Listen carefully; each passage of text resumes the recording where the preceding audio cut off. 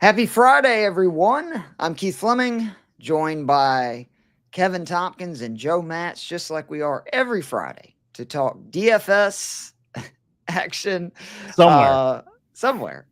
We're going to be talking the conference championship game on the other side. How do we think it's going to play out? Who to play in DFS, et cetera, et cetera. We'll see you in a second.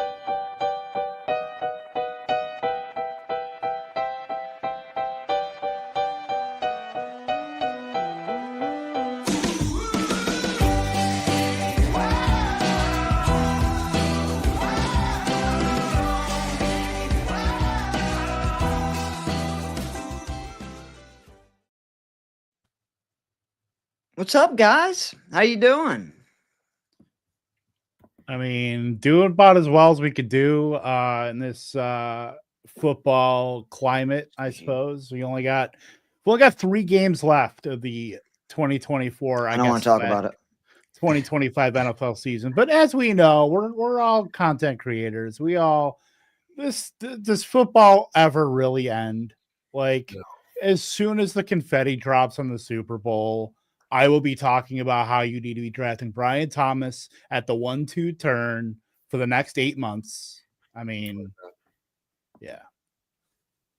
I'll be at the Senior Bowl next week, so that's right. I mean, so yeah, you're proving the point. Is that it never stops. Think about high school girls. No, not those seniors. Yeah, one of those great quotes that you thought you were so cool in like college saying that. Now you're like, I probably shouldn't repeat that. But gotta love Matthew McConaughey. Was actually seeing some of what was the True Detective, the first season. They were running a marathon on HBO the other day, and I got totally sucked in because that first season is so great. Joe, you're a big TV guy, right? Like that's about as good as it gets. Yeah, I wish I felt better about that final episode than I do, but the ride to get there was phenomenal. So yeah, I do love that first season. For football though, I just would like a team that I'm rooting for to win a game. It would be really nice for me personally. Last week, counting the college football championship, 0 for 5 for the teams I was rooting for. So that was rough, although I didn't mind the Bills. The Bills was fine, but now it's the Bills and 3 teams I really don't want to see win the Super Bowl. So you might want to mix in a reverse jinx. That might be it. Although we'll see. I don't think I'm going to be doing that on this podcast, but probably not. But yeah, maybe I'll go all in on the Eagles to jinx them. Maybe that's the move. So you know what? Do it for Saquon, and then Jalen Hurts will lose 3 fumbles, and it'll be great. Kenny Gainwell scored his 2 touchdowns. But yeah. Is Keith frozen up there? Keith is frozen. This is what it gets cold in Georgia. This is what happens. Everything freezes. Oh my God. The infrastructure is going off the rails, I suppose. Yeah, I mean, get ready for more of that. But good. I mean, we're used to it up here, but I mean, I saw I know obviously it's not even close to where he is, but like New Orleans getting all the snow that they are. They're starting to call it SNEAUX. They're trying to put their own Cajun flavor on it. It's wild. I mean, they got to do that with everything, right? That's the move. That's that's their thing. But Keith wanted to talk about some stuff before we got to the game. So now I'm like, well, what is that stuff? I don't know. That's the cliffhanger. I guess you stay tuned. For the. I have a feeling that one of those will be. Did last week? How do you feel about Lamar after last week? Did that feed into the narrative of he has the 2 turnovers? Lamar in the playoffs has just not been good enough, or is it more like he actually really balled out outside of those 2 plays and had him in the chance to tie the game? And then I don't go down like I am the most narrative averse person. I do not pay attention to that kind of stuff. I guess I will just only just rail on Mark Andrews. Obviously, he was the only person that's at fault. No, then that's completely unfair. Yeah, I mean, absolutely. Things people love to just point at that one game and be like, or that one play, I should say. Right, this was everything. it's how many plays in the first quarter, second quarter, all the way down led to that, where that could have been avoided.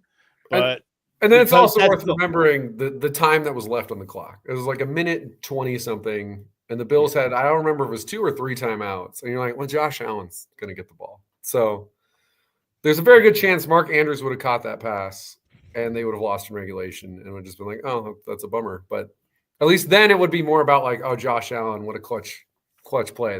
That'd be more fun as a narrative than Mark Andrews dropping it, and it's his fault, or is it Lamar's fault for everything? Yeah, that will be for the really old people who don't know Jackie Smith's name. That will probably go down as one of the worst drops in postseason history. If you don't know Jackie Smith, Super Bowl 13 against the Steelers. You were probably born in the last 25 years. Yeah, I was maybe 35 5 years. At this point. I was going to say, I actually don't know, and I'm just inside that 35 range. So I'm 5 years away from being born at that point, but I know, thanks definitely to ESPN know that. And the Super Bowl recaps, I've seen it over and over again. He was a Steelers and my dad made it a point to show me that too. Hit right in the chest, Joe, of a very tight Cowboys Steelers Super Bowl. Was it 8? 13. 13. Yeah. And needless to say, he Bill Bucknered it. So he did not catch the ball. I'm glad I wasn't alive to see the Cowboys win that Super Bowl. So yeah, but I mean, is it really any better if the Steelers win, if we're being honest? So it's not a lot better, but as a Giants fan, it is better. Like it's preferable. My brother, the Patriots fan, would disagree. For whatever reason, he hates the Steelers the most. And I'm like, their fans are the worst. Their fans you are always the beat worst. them. Why do you hate them? You should hate the Ravens. Like, I don't understand. No. That's what the deal is. All right, there's a few things I just want to go over, and then we'll get into the game breakdowns. But first question: can the Lions win a Super Bowl with Jared Goff? Theoretically, yes. I would not bet on it. I think the answer is no. I think we saw this with the Rams, a very, very good Rams team that ultimately Goff couldn't get it done in the Super Bowl. He wasn't like horrible Sunday because obviously they gained so many yards, but just the turnovers. The reason I asked this is because you got Amon-Ra rookie contract, Sam Laporta rookie contract, Jameson Williams rookie contract, Jamar Gibbs. Like, they need to take this window very seriously. We've seen this with these teams that have a lot of influx of super uber talent that are all, kind of on rookie deals. And then once Monroe got paid though. Did he already get paid? Monroe got a 4-year deal already, or is it just signed? That was signed in April, this past April. So he's there through I think 2028. But to my point, they still got all those other guys assigned, including Hutchinson and stuff. Right. Yeah. And now that money is obviously justifiably going to St. Brown. And this is just what happens, unfortunately. Yeah, it looks like it jumps about $9 million next year, and then it really jumps. Yeah, it's the cost of doing business. Yeah, but yeah, to your point, Keith, obviously it's a lot easier to be able to keep up look at the Bills, where it's like they shed a bunch of their older guys who honestly were not great anymore. So that's maybe why they fall off too hard. But it's easier to shed that stuff or to recreate your team, like going from Tyreek Hill. I was going to say a bunch of slot receivers. You can do that when you have a really good quarterback. And it's so much harder when you have, obviously once you get outside the top 4, you can kind of rank the next 10 guys in whatever order you want. But I've never been sold on Jared Goff as a top 10 quarterback. I mean, yeah, I pushed for him to be what did I say? 7th when we ranked the QBs last week. And yes, I thought it was really tight with him and Hurts. And I think we kind of saw that in both those games where Goff's turnovers, give or take the decision to let Jameson Williams throw a pass in the fourth quarter of a game you're losing. That's a Ben Johnson turnover. The killer thing. And then Hurts, obviously the key thing for him is he could still run in that touchdown early on. But I know he was banged up throughout the majority of that game. Their passing offense has been horrific. The 65 total passing yards, lowest in a playoff win. 3.9 yards per drop back. 15 years. 2 playoff games. That's the worst ever for a team in the conference championship going back. We only have data according to PFF going back to 06. Maybe someone else could look it up further. But so the last 20 years, basically, this is the least successful passing offense to make a conference championship. Just looking at the playoffs. Obviously, they had more success in the regular season. But he's been awful. So I guess maybe the Eagles are kind of the argument for there being a Goff chance, though, because Hurts is not playing well. And this team is still a favorite, a solid favorite, because it's 6.5, to make the Super Bowl again. So they have literally everything you need. Right. Like everything that like hand in the dirt football guys will tell you wins Super Bowls. They have it. They have the defense. They have a run game. They can Hurts can throw the ball when needed. They have receivers to throw the ball to when needed, but they don't have to. That's the thing. They have obviously we're seeing the generational Saquon Barkley season who like if this in the words of Billy Madison, Bowl, boy, am I glad I called that guy. They signed him in the offseason. Jesus. But so don't the Lions, though, assuming obviously not having catastrophic injuries across the entire that's a big issue. That's fair. Don't they potentially have the closest infrastructure to the Eagles right now in the NFL? I mean, I'd just rather have a mobile QB and also have a coach that understands. Like, I thought that their game plan was horrible in that matchup. I thought they abandoned the run way too early. Every time Jamar Gibbs touched the ball, he got 10 yards. And to me, it was like they wanted to prove that. Then that Jameson Williams one too. Like they that was an awful call. Freaking awful. I mean, he's an idiot for that, but that was a horrible call. Why give him the opportunity? No, right. Except that, like, there's guys where if you trust them, who was it? Mohamed Sanu, who just threw touchdowns every time he did that play. Yeah, he did in Atlanta. Where it's like, listen, he knows he's got the touchdown thing. He's only throwing it if he thinks it can be a touchdown. He's not going to throw in a double. Sanu, we're running the touchdown play. Poor Antoine Randall L is like, what? Or the receivers coach for the Lions, Antoine Randall L. Yeah, right. Who's now is, I guess, going to the Bears. So that'll be interesting. He is going to the Bears. Yep. Can't wait to see DJ Moore throwing bombs next season. Yeah, don't trust the head case wide receiver to do it. That's not the move. I think they have a good enough roster. The question is going to be they're losing both coordinators. So what happens there? Because we saw the Eagles play away from winning the Super Bowl, basically. Next season, they've lost both their coordinators. And a position coach, too, because didn't they lose Leonard? Yeah. Something. I know you're talking. Oh, God. Yeah. Now he's the Patriots DC, I think. Or something, right? So. It's something like Why that. Can't so the Eagles lost both guys, and they started out last season okay, and then it really went to shit, which should be obvious. Don't hire Matt Patricia to run your defense, but whatever. I would be going out to get New Orleans offensive coordinator. It was just let go. Kubiak. Terrell Williams, that's who it was. I'd hire him. But yeah, so and then obviously again though the Eagles fixed it. They hired Kellen Moore, who's decent, and Vic Fangio, who's one of the elite defensive coordinators of the last 20 years. And they're back in position. So assuming Campbell hires good coordinators, again, I don't think I'm going to be betting preseason on the Jared Goff Lions. This will now be their year. He had 15 games at home this year. I'm not ruling them out. I got you. That's fair. All right, Lamar, I heard y'all talking about it a little bit. The performance Sunday, you more comfortable or less comfortable that he will eventually win a Super Bowl? No change for me. No change. No change. See, I actually am more comfortable because we just hadn't seen him really have that kind of comeback in him. That's been sort of his issue. Is once they get down, if they're not able to run the ball, you just haven't seen him throw his way back into a game. And he was so good. That touchdown pass to Likely was freaking incredible.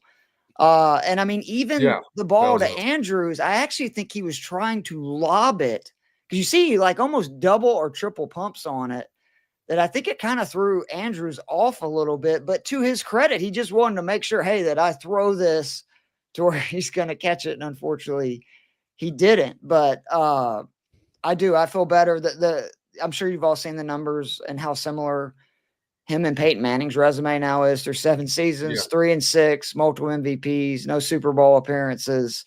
Manning won the Super Bowl in his 8th year. I think the Ravens will be one of the teams that are obviously a heavy favorite next year, and rightfully so. So But I mean, I see what you mean. You guys just already thought he was that guy, right?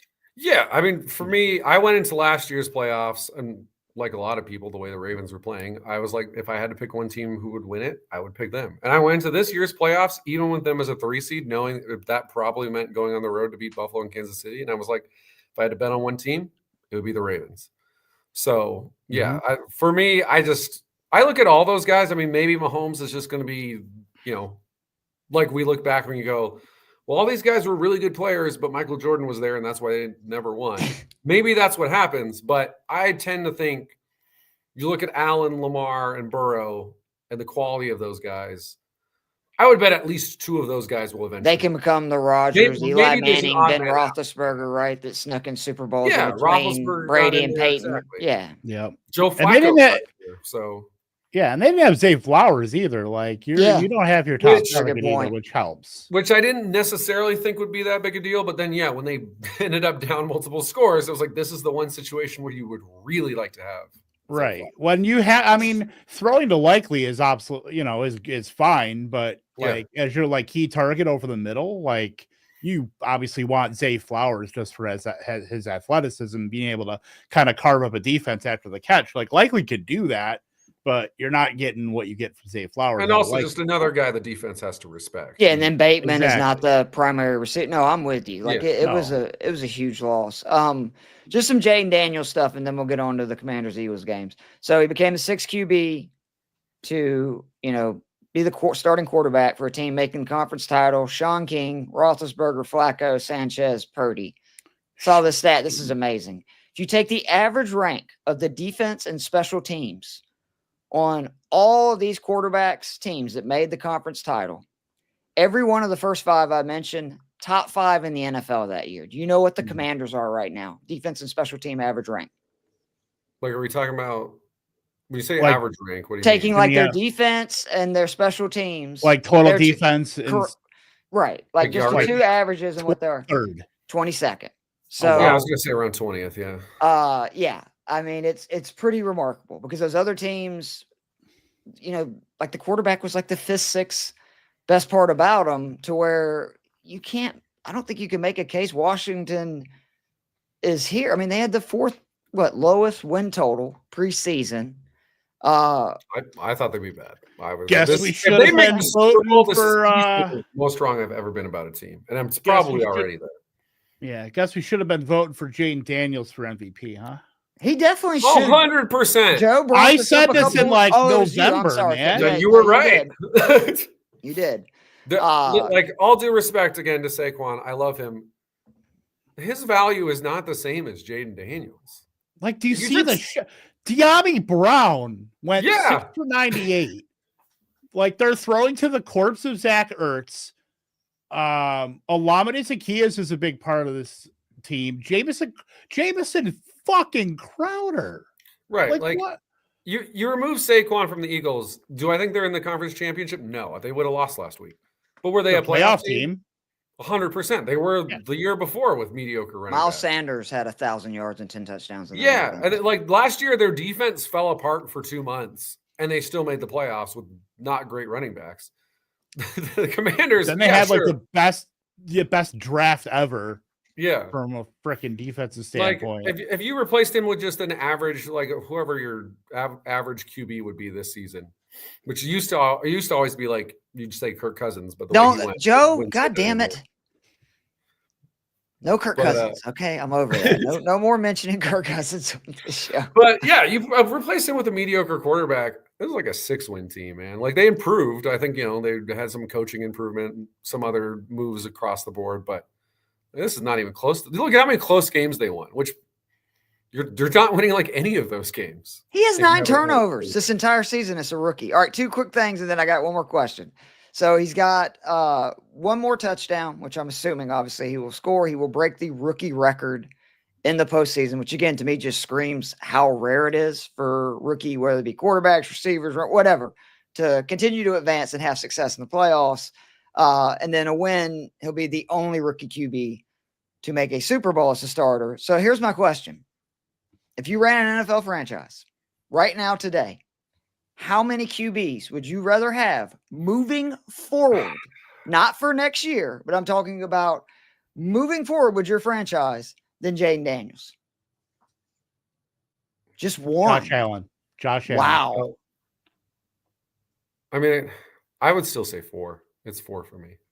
Burrow is that 4th? Yeah, I just think we know 100% who those guys are. And sure, outside of Mahomes, they might all have some flaw. But like we've seen it consistently. I mean, look at, because where would we have put Stroud last year potentially? Like some people would have been arguing, like, I put him 5th. And They might have jettisoned the reason why he fell off this year, though. That would have been, to me, that's. I don't think it's fair to compare the 2 seasons. Stroud Daniels has been better. Don't get me wrong, and obviously there's a running element to his game that Stroud. There you go. That's why I would rather have him than Burrow. I'm with you with Mahomes. I could not have Mahomes, Allen, or Lamar moving forward. We've just seen them consistently be great for this much time, and none of them are like ancient in their age.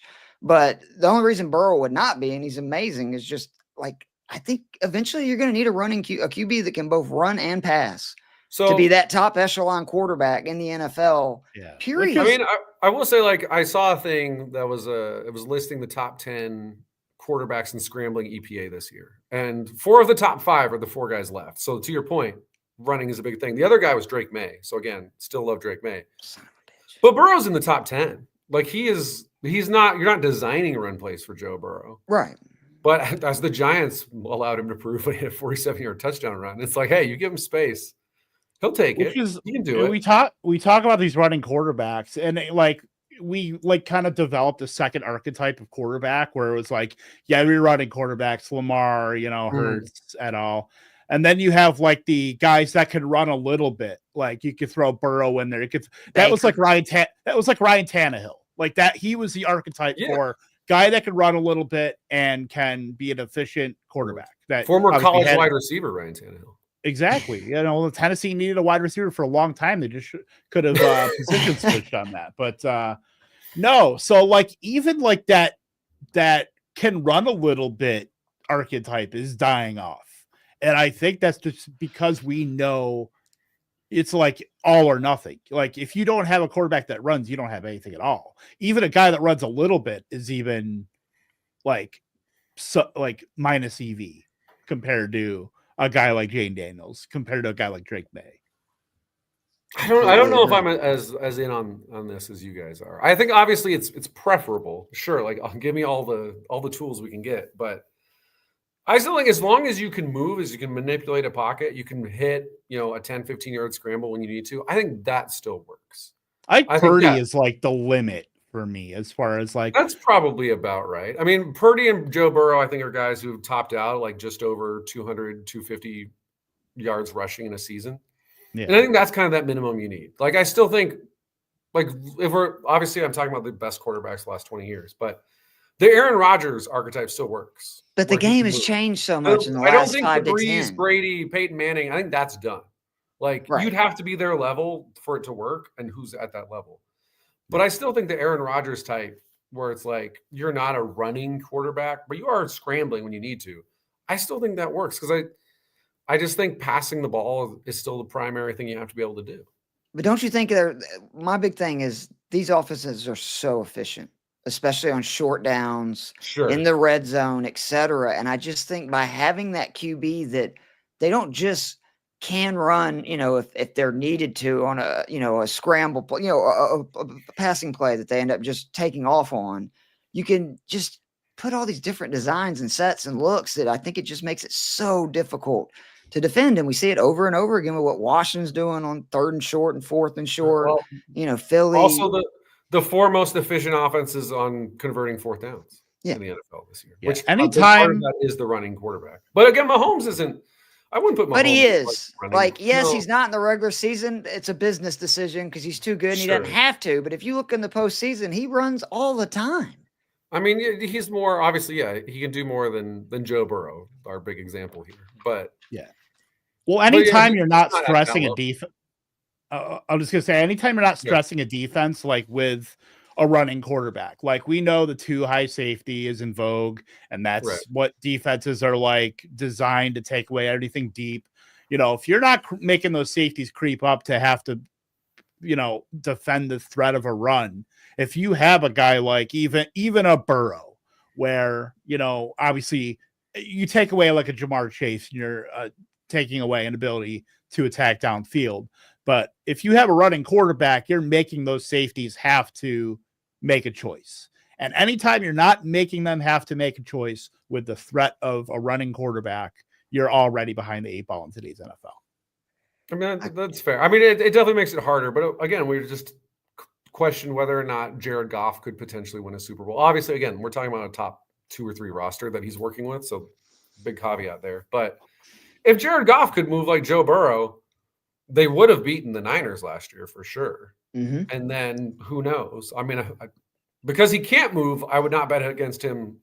I would not bet on him against a Spags defense. But if he could move a little, then I think that opens it up. So, yeah, I mean, I agree with you guys. Obviously, yeah, I would prefer to have a Daniels, a Drake May, a guy who can do everything that I want.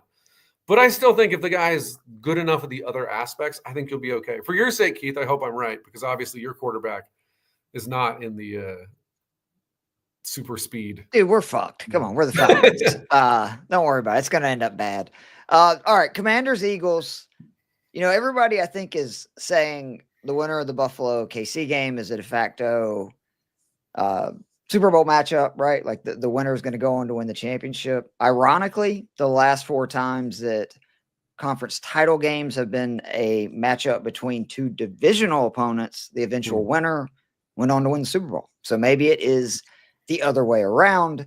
When was the last time? I'm like trying to. The Niners, Seahawks, I know was recent. I think that was. Wait, didn't the Niners Rams play? Am I making that up? Maybe. I didn't look. Joe, you gonna call me out on the stat? Niners Rams, the conference 2019. That was the Seahawks, though, wasn't it? That was Niners Seahawks, I think. No, Niners Rams. And then the Niners lost to Kansas City, right? Is that, am I remembering this correctly? 2019. Let's see. That was Packers 49ers. Unless that was the year. Yeah, that was the Mostert decided to they must have do been whatever he wanted to do with Green Bay. You're right. The Rams beat the Niners, and then they did win the Super Bowl. So that was the last one. Yeah. Oh, okay. So yeah, it's just a little you more mean recent. You were right, Joe? You dick. I was right and I was wrong because I was misremembering and thinking the Niners beat the Rams, then lost a Super Bowl, and it was completely reversed. But I remembered them playing. All right. So these 2 teams, if we get anything like we did in the regular season, that was 2021, by the way. I just looked it up. Yeah. Oh, okay. Should be interesting, right? Philly scored 20 unanswered in the first matchup, come from behind victory. Second one, granted, Hurts obviously knocked out early, but Daniels 3 fourth quarter passing touchdowns, including one with I think 5 seconds left to win 36-33. Let's go with Joe. The Eagles win this game if what happens? Honestly, they just don't make any huge mistakes. I think they probably win this game. I just think this is the better team. I forget who it was that I think was it Jason Kelsey who said something about like the Eagles are better everywhere, and then people took that quote, and I guess he talked about the quarterbacks beforehand. So because everyone was upset that he seemed like he was saying Hurts was better than Daniels. But outside of the quarterback, which I do think that's decidedly in Washington's favor, I think everything else says Eagles. So really, if Hurts plays an above average game, they win 100%, I think. Barring like Saquon Barkley loses 2 fumbles or something weird happens. Because, yeah, this is the best defense in the NFL versus easily the worst defense that's left in these playoffs. It's the best offensive line versus an okay offensive line. It's Terry McLaurin and you say okay, an offensive line missing an important guard against the Lord and Savior Jalen Carter. Good luck. Cosme didn't do great against Jalen Carter, unsurprisingly, in the games where he was in there, and now you're putting his backup in. So yeah, it's really, if Hurts turns it over, or if they're still averaging 4 yards per pass attempt, then absolutely Washington will win this game. And I'm sure every Commanders fan is saying I'm an idiot because they turned the ball over, 5 times in that game that they won.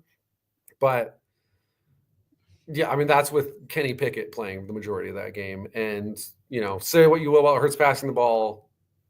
Well, you know what? Because he's banged up. Maybe that contains the rushing. But yeah, if Hurts passes the ball, like a league He average, rushed for 150 with Kenny Pickett too, so I don't Yeah. buy that. He I mean, had the basically thing with- 150 yards and 2 touchdowns in both games. The thing with the Barkley did. Saquon stuff is, I just had it up. Let me see if I can find it real quick. Saquon will be universally rostered, by the way. It Yeah. should be. It So- should be. 26 of his 55 runs in those 2 games went for 2 yards or fewer. So half of his runs weren't going for more than 2 yards. Obviously, But what about the other half? yeah, it's when he goes for the 60-yard touchdown run, which he in 2 games against the Rams, he had 4 of those. So that's kind of the big thing there. But so I expect the Commanders' whole game plan though has to be make Hurts beat us, make potentially hobbled Hurts beat us. So I just think if Hurts plays okay passing the ball, if AJ Brown makes some plays, then it's done. I just don't. I think the gap is too large here. As good as Washington has been, last week they got a Lions team that had no defensive players left and only looked good against the Sam Darnold collapse. So yeah, I just think if Hurts plays a solid game, the Eagles will win.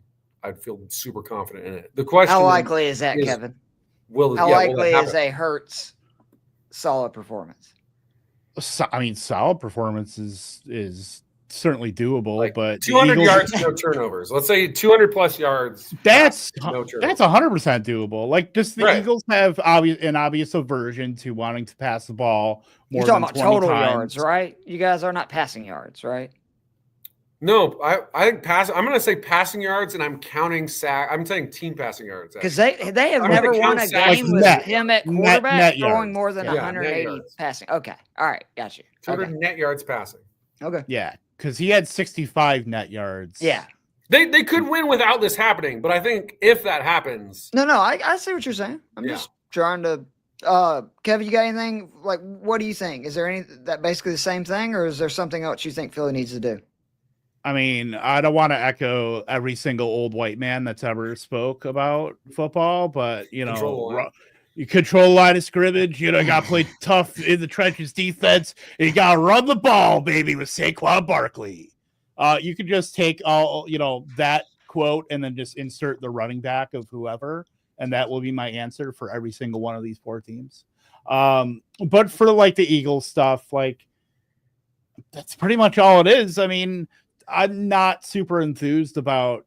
I mean, I think Washington kind of has to sell out a little bit for Saquon, and I would much rather take and it's tough because you're taking your chances with Devonta Smith and AJ Brown and Dallas Goedert, and then they don't really play any depth pieces. Like you don't see Johnny Wilson or Nia Smith or very rarely Kenny Gainwell, but that's like all you see.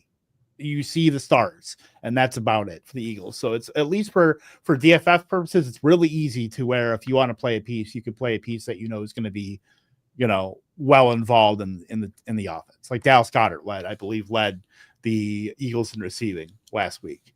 So I mean, when AJ Brown's not reading New York Times bestseller books, I do think that I think he'll be a bigger part of this pie, but Saquon, like, he's going to be like, if it not 100%, because he's not going to be 100%, sure.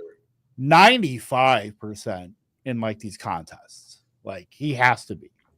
Yeah, you can't not play him. No, yeah, 0. I mean, first in average yards before contact. Washington 32nd in average yards before contact allowed.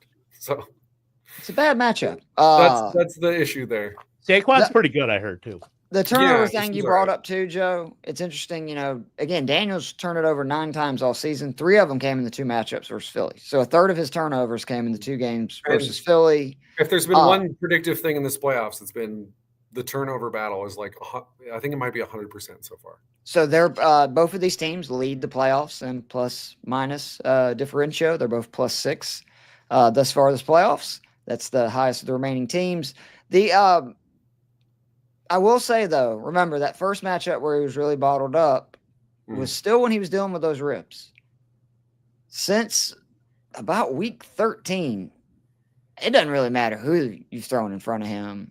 He's torched them, including that Philly defense. So I do think, though, for Washington, they have to win the turnover battle.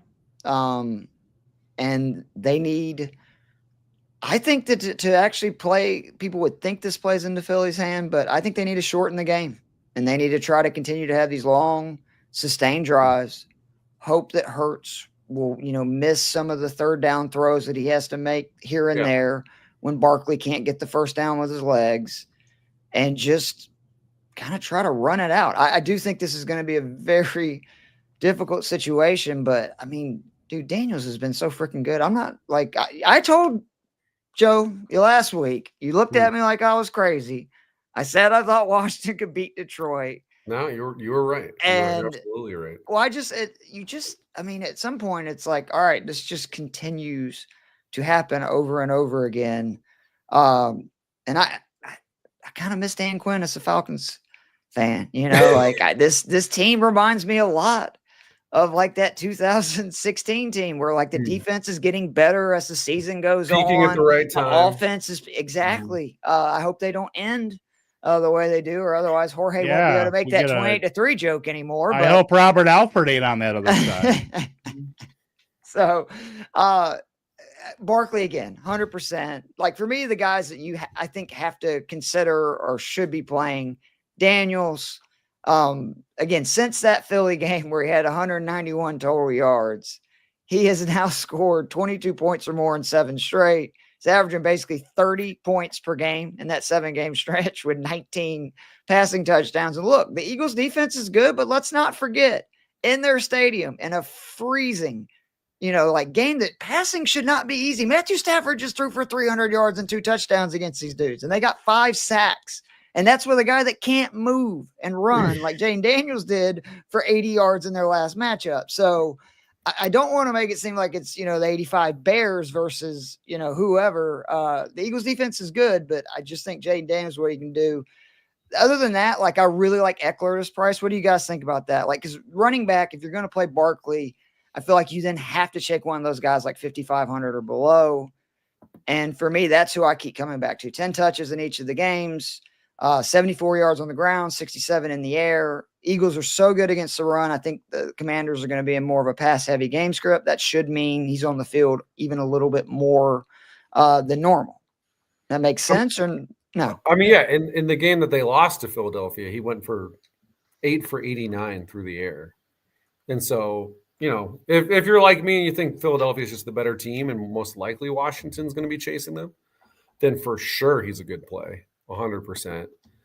And then, I think you make a good point where it's hard not to go with Saquon in most lineups, because if you're looking at literally anyone who's primed for a huge game this week, you'd have to say Saquon's number one. And obviously the last month is not steering you away from that. And so, if you're trying to save money and you don't want to go with James Cook, who I think there's good arguments for and against that we'll get into later. But sure, you could throw in Gainwell too and just go all in on the Eagles or something, but he doesn't ever see the field though, right? Yeah, that's the problem. Is like you're either going to go. I think the Kansas City run game shows up, and I don't feel awesome about that. Or Kareem Hunt's not a bad price, like for all the red zone touches he gets, and that's to me the 2 backs I'm looking at is like Eckler or Hunt as the other. Running back if I'm playing Barkley. The Kansas City Buffalo thing we'll get into, but it's an interesting matchup of strength versus weakness when it's Kansas City running. But to me, if I'm going cheap, I think I'm with you. I think Eckler is my primary play. Yeah, Eckler's the play for me. I don't even think it's particularly close, honestly. What about Ertz? I didn't realize he scored down 6 in 9 games, 44 targets in that span, 4 more in 4 straight. He had his second best game of the season in the first matchup with the Eagles. That was another game, to Joe's point, that they trailed. So I think the more likely you are, Eagles are playing, or kind of what, Don's asking about with a showdown captain lineup.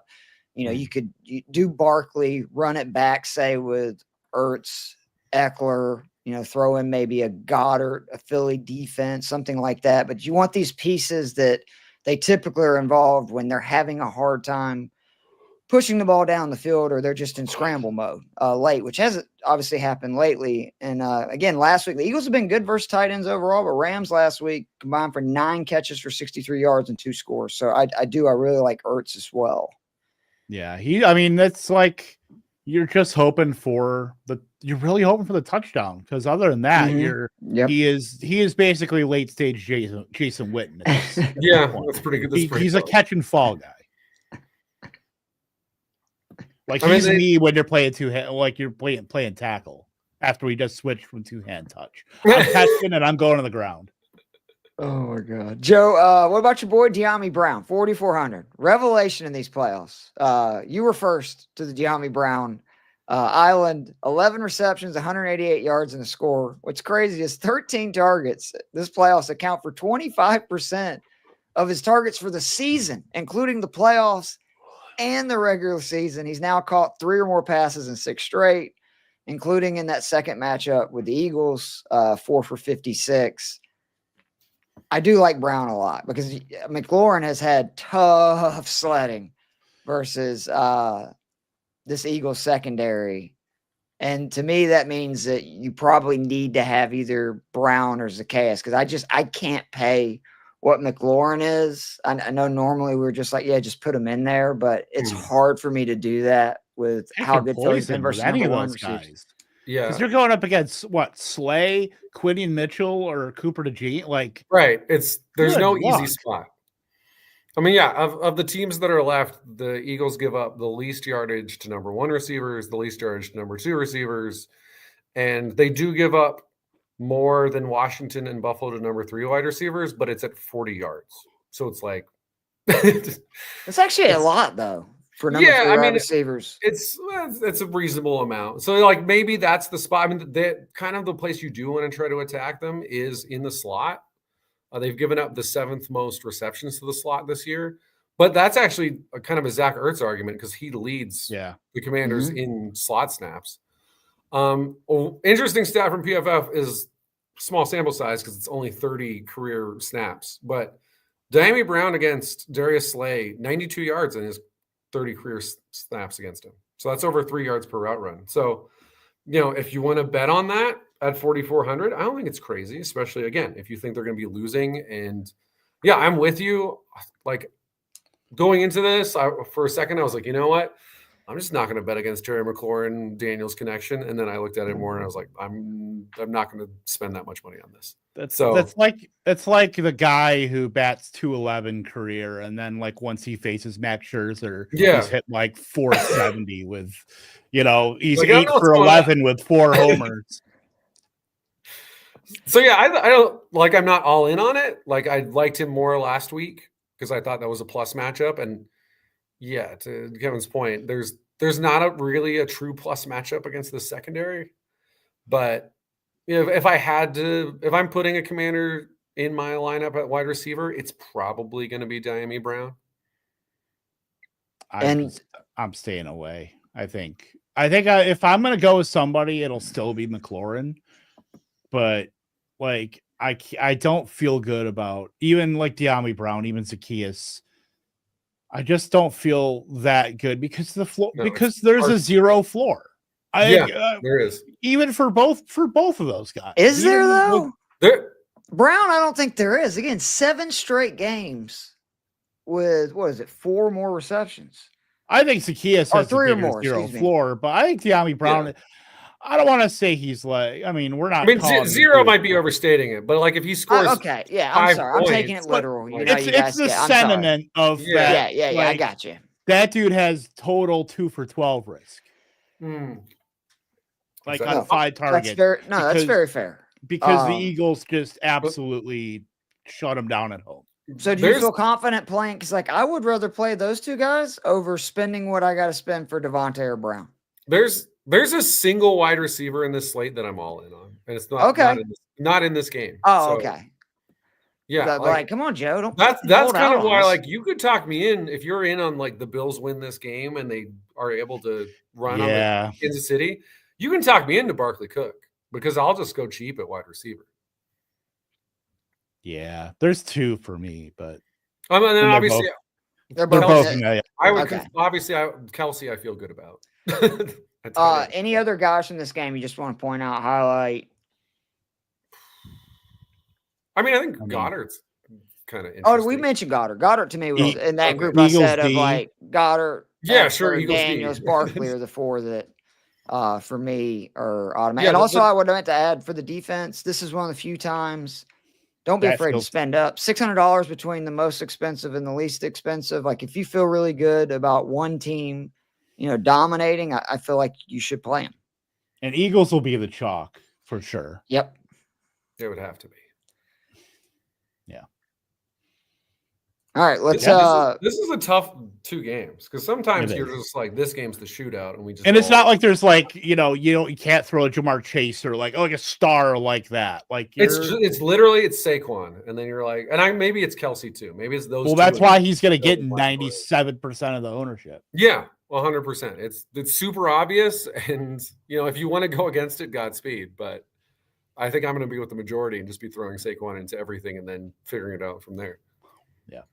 Yeah, Kelsey is the wide receiver for me. Yeah. I'm playing.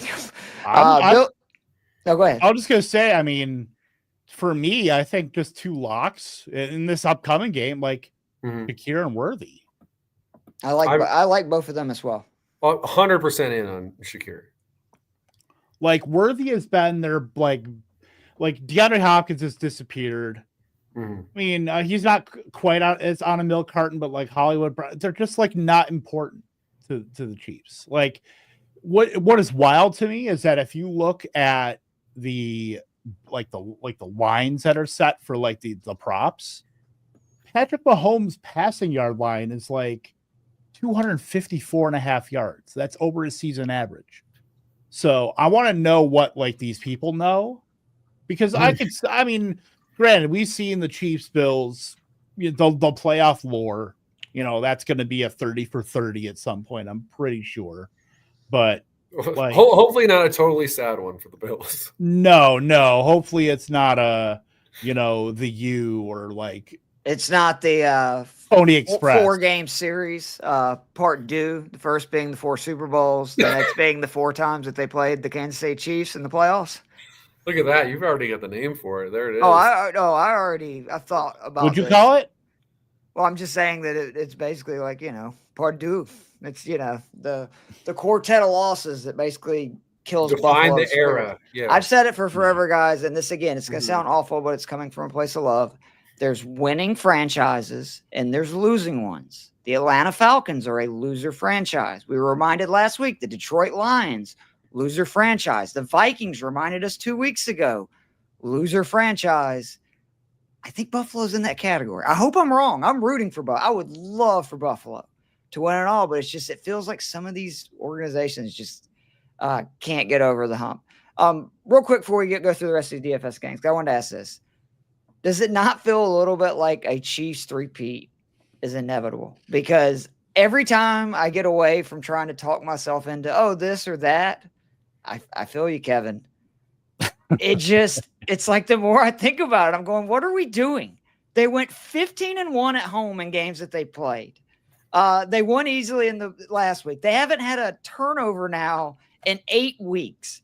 They have won 16 consecutive one-score games. Patrick Mahomes' passer rating goes from 98 to 110 in the fourth quarter and overtime of one-score games.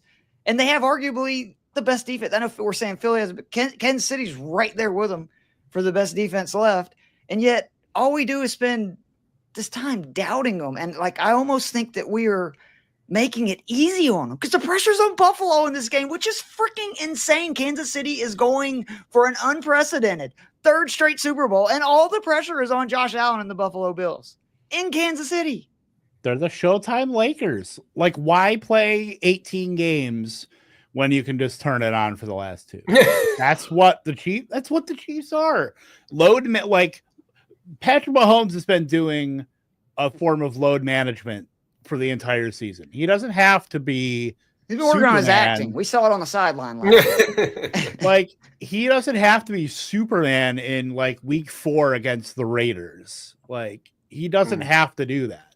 But when the chips are down, like, Mahomes just delivers. And it's tough that, we just talked about that line of 254.5 passing yards as his passing yards prop. Like, there's going to be, it feels so like out there. Like, I don't think Patrick Mahomes hasn't passed for 254 yards since the first Trump administration, I feel like. But, it's just. Oh, you just depressed me because you reminded me you said his first administration. Yeah, the first. The first. Yeah. I mean, I could have gone back to the Carter, but it's all good. RIP. But, yeah, like, the run game is not there. It's like, that's been the Chiefs. They've had Darrell Williams and Clyde Edwards-Helaire and Jerick McKinnon. They've had all these bit part players. And when we thought they had like one guy, Isaiah Pacheco, he came back off his injury and wasn't, he's not right yet. Yeah. So now it's Samaje Perine and Kareem Hunt and Isaiah Pacheco now and Carson Steele. God rest his soul if he wants to do something on offense. But that was a fun time. That was a fun time. That was a fun time touting him in the divisional round too. But yeah, or in the FFPC or whatever. But yeah, it's just the cheat. Like, there's preordained. Like, this matchup in the AFC Championship was preordained. Like, the Ravens, God bless them for being spunky enough to think they had a chance, but it was always going to be Bills versus Chiefs. It's what the people wanted to see. It's what the referees wanted to see. It's what the Shield wanted to see. It's what Big Raj up there in his leather chair in his basement, It's what Nate Markham definitely wanted to see. Let me ask you, because you mentioned the ref thing, and there's been some comments too. I've noticed in the chat. That was in jest. I'm not saying. No. I want. This is for the listening. The Patriots were all about the refs, and so are the Chiefs. Because I've bought into it. Like, I'll go ahead and let me tell you about a conspiracy, bro. The last year in one-score games in the fourth quarter, teams playing against the Chiefs have been flagged 48 times. Do you know how many times the Chiefs have been flagged, again, in the fourth quarter in that time in one-score games?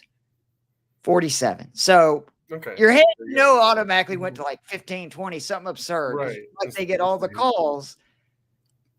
Like, the total call number to me is it's like some teams are better coached and they don't make dumb mistakes. Like, that matters. I see it in college at UGA. Like, it just, I don't know. And again, I'm rooting for the Bills. I think that it's a huge mistake for Buffalo if they try to play the same game plan that they did last week. I thought it was brilliant what they did against Baltimore, slowing it down, because Baltimore had the firepower to just flat out outscore them. This week, they play that game, they're dead. You are dead in the water. You're playing Kansas City's game. They want to limit the game, keep it close. I think Buffalo needs to get up early. I think they need to keep the foot down. Remember, it's the Kansas City team. They scored 30 points 3 times this entire season. Buffalo, 12 times. I think the formula for Buffalo is Josh Allen needs to get off to a fast start. They need to get up. They need to force Kansas City to pick up their pace, try to take chances down the field. Because, again, Mahomes, he's had 11 turnovers this season. It's one of his highest totals. I think he was 9th in the NFL. But hasn't really, had any here lately. Only 2 in his 6 previous conference title game. I really think they need a fast start. If you think Buffalo is going to win, I think you kind of have to play Allen. I think if you think Kansas City is going to win, instead of Daniels, I would play Mahomes at 6K. Like, I don't know how you can't play Mahomes at 6K if you believe Kansas City is going to win this game. So I'm on the opposite side there, where I think Buffalo is going to win the game. For one, I think Allen has been, Mahomes equal, if not better, for this season so far. I think, what do you do to beat the best? You have to copy them. Last year, Travis Kelce's dating a celebrity. All right, Josh Allen says, fuck that. I'm going to make my fiance a celebrity. So, Mr. Haley Steinfeld, I think he comes through. I think they get the win. And I think I'm all in on Mahomes because of that. because I think they are going to be trailing most of this game. I think Buffalo is going to – I actually do think Buffalo – I think they can't go all in on the run the way they did last week. I think you're right, though. Like, you have to put the ball in Josh Allen's hands a little bit more if you're going to conquer the beast. But, yeah, the way this run game has gone, I think they're going to be relatively successful. I don't think, I don't know that I'm betting on 120 rushing yards or something like that from Cook, but I think they'll be able to run the ball. Josh Allen scrambles, I think, will be huge. So you could absolutely play Josh Allen. Chiefs have had 50 quarterback scrambles during the regular season. That's the most of anyone, and 7.5 yards per carry on those plays. So, Josh Allen. And then he had that 26-yard touchdown to end the last game against Kansas City on a 4th and 2 to win. So I do think his legs will be big. I don't know that his passing numbers will be huge, but I think Mahomes, because I don't think they'll be really good at running the ball. This is a weird one where the Bills have been really good on short yardage. And then, as mentioned last week, when I was going in on Derrick Henry, which didn't turn out to go so well because they ended up down, they've been awful tackling running backs once they get into the open field. Kansas City, 31st and second level yards for FTN and dead last in open field, which is like, I think 15 yards down the field. So they have no explosive runs. To me, that screams Xavier Worthy. Yeah. And then the most successful thing you can do against this Bills defense outside of having an explosive run, which unlikely to happen, is attack them short passes over the middle of the field. And it's like, all right, well then get the guy who's going to be in the slot and get Travis Kelce. So yeah, I love the Mahomes, Kelce, Worthy. I think that's my combination in this game. Yeah. And then Shakir and James Cook on the other side, because Kansas City, that's where you attack them too, is in the slot. 30th. So against third in DVOA against wide receivers on the outside, 30th in the slot. And 8 for 70 in the last game for Shakir. So that's where I'm headed. I really like those plays, plus Saquon in the other one, and then you can kind of mess around with whatever you want to do at the end. But yeah, I'm all on the Bills. I told you, Keith, where I got $32 in free bet money on DraftKings because I had Jamison Williams to score a touchdown last week, and it was the longest of that day. And that was one of their promos. And as soon as the Bills-Ravens game ended, I was just like, all right, I'm putting the $32 on Buffalo to win this game. Kev, you like this. He texted me, am I crazy? I waited 4 days to text back. Yes, you are. I was like, too late. We're all in, baby. So, yeah, I look at this Bills team, and I just think they are peaking. Like, if they had been playing the same level they did most of the season, it might be hard for me to talk myself into it. I think this team's playing at the highest level of anyone. They've got arguably the best quarterback, even in this game. I'm not saying Josh Allen over Mahomes. That's the difference. But I think he can play him equal because we've seen it, and I think his team is better. So that's where I'm going. But yeah, like I said, we're talking DFS though. So I love Mahomes at 6K in a game where I think he's going to be losing.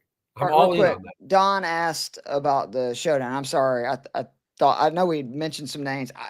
For me, like, you have to play Barkley or Daniels as the captain in the first game. Have to. I think the other, if you really want to get contrarian, I think you could even do AJ Brown. I think you could do AJ Brown.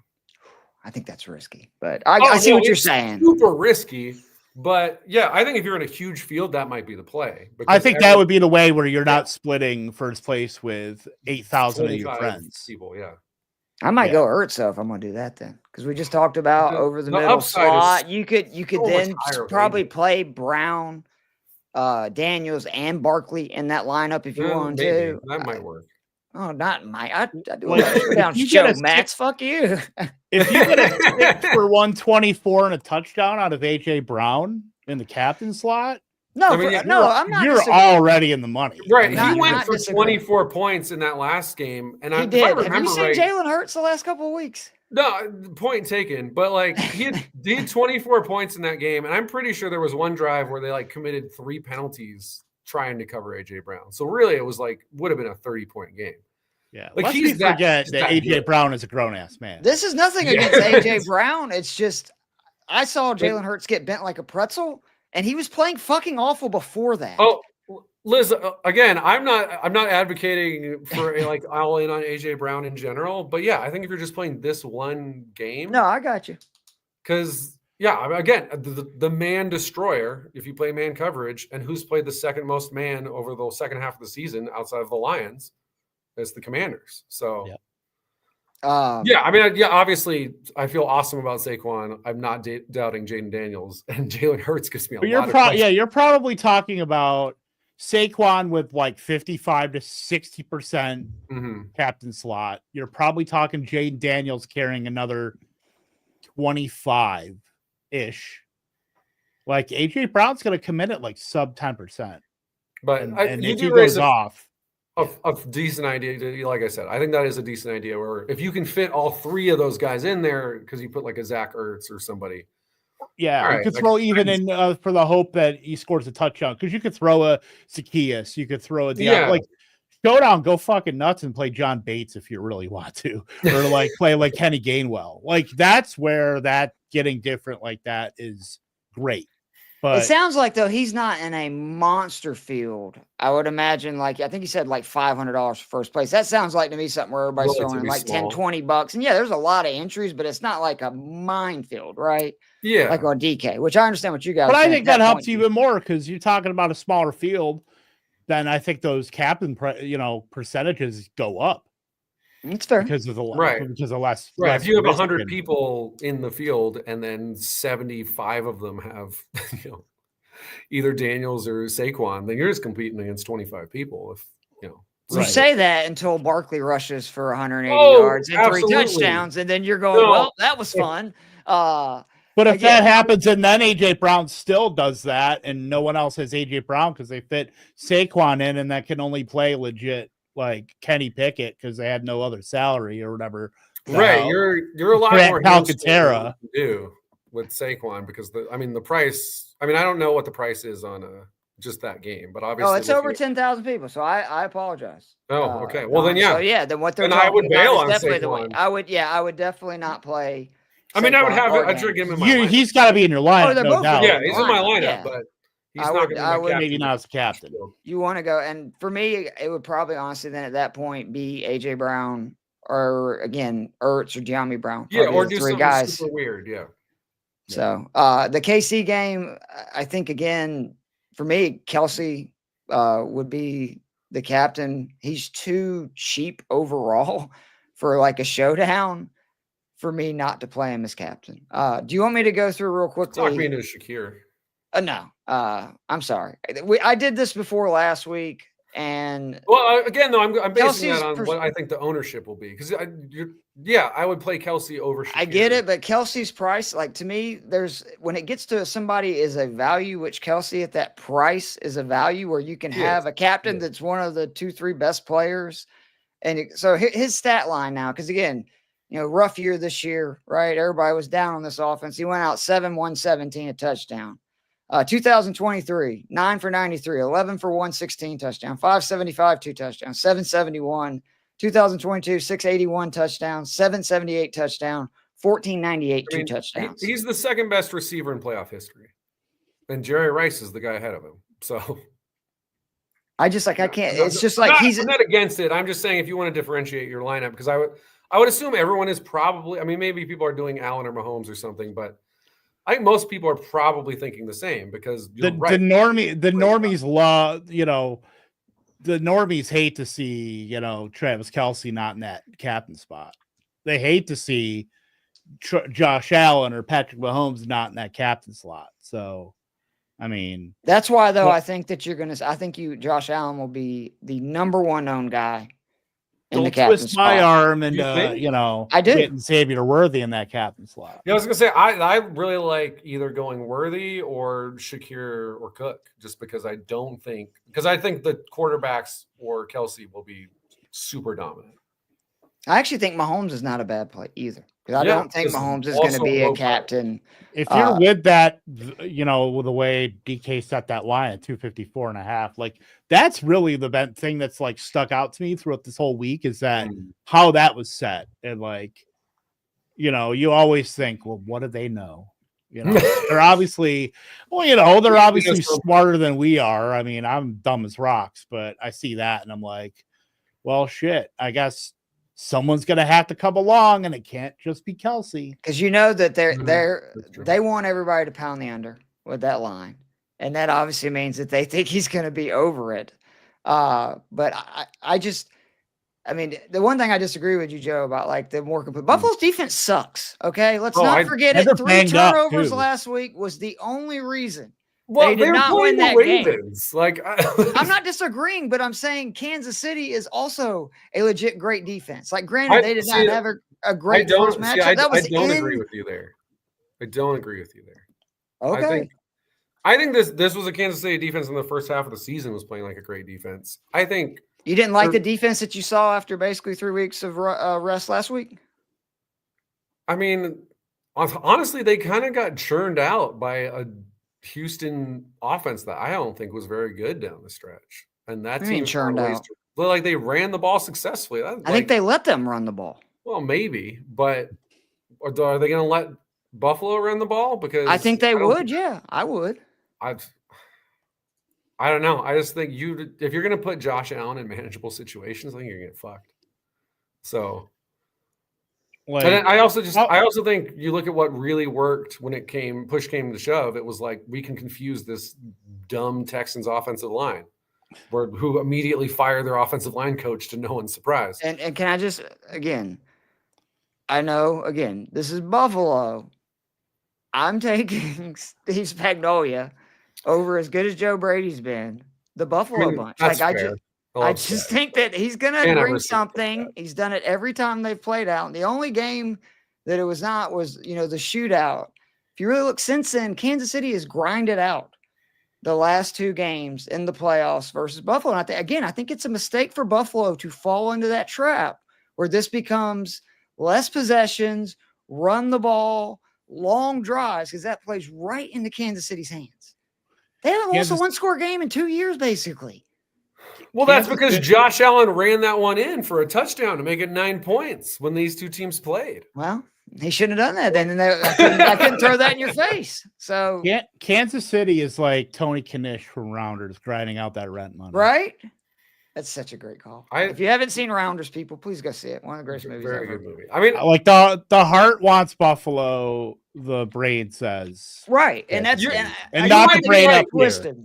Maybe it gets tight at the end, and Kansas City's like, this is where we live, and Buffalo tightens up, and they make a mistake. And Buffalo's also, they're not going to have Taylor Rapp. They may not have Christian Bedford either. Joe, what did you say? Right, I know I got kicked off, but I heard you saying just once this playoffs, you wanted what kind of team to win this playoffs? When you were rooting for it, and that what you said? Rooting for? Who are you rooting for in this game? Yeah, I mean, that's fair. I think I'm due, though, right? I went over 5 last week in teams. You sound like Buffalo and Falcons. You flip heads 5 times. I mean, you're bound to get tails to 6. Exactly. Right? I don't think Buffalo gets tight because I just think Josh Allen is that good. I don't think he gets tight. I mean, the reality is Josh Allen has never gotten tight in these games. He does it. Awesome. We saw last week. It doesn't have to be Josh Allen. It wasn't Lamar Jackson who got tight in the 4th quarter. It was Mark Andrews. Right, but my point is, I think you follow your leader. Like the Patriots didn't get tight because Tom Brady cool as a cucumber. The same thing as with Kansas City. Like they lost that one game because the defense blew it in 13 seconds and they lost the coin toss. Like if the rules were the rules they are now, who's to say who wins that game? Like I think these are 2 teams that have been pretty outside of the first time they matched up where Kansas City really handled them. These are 2 teams that have been super close. And who's won all those close games? Right. But I just don't think these are 2 teams where I look at it and I go, oh, there's a clear advantage here for Kansas City. You don't think there's a clear advantage being at home? I think that's true, but I also think they're a worse team. So that evens it out. That makes it close for me. If this was Buffalo, if this game was in Buffalo, I'd be calling Buffalo wins by double. I would be picking a Buffalo win if this was in Buffalo. But for me, it's the difference between them winning and me being like, I'm going to put some money on Buffalo minus 9.5 if this was in Buffalo. I'm sorry. I'm not. I might be totally wrong. I mean, I remember last year where you and I were both picking the Ravens, and you were very sure, and I was slightly less sure. And then it was like, oh, we're fucking idiots. And so that could be me on Sunday. Absolutely. But guys, not to derail this or anything, but The Cowboys just named their head coach in a Friday evening who is news it? dump. A Friday evening Worse news than dump. Pete Carroll? Brian Schottenheimer. Yes. Like, who announces a head coaching hire? Where was he at? There. He was their offensive He coordinator. was the offensive coordinator. And this is the Jerry Jones line that you get. Brian Schottenheimer is known as a career assistant. He ain't Brian no more. He is now known as the head coach of the Dallas Cowboys. I mean, if there's one thing we know, genetically, he's bound to just win all the big games in the playoffs. So he's going to go 14-3 and get fired like his dad?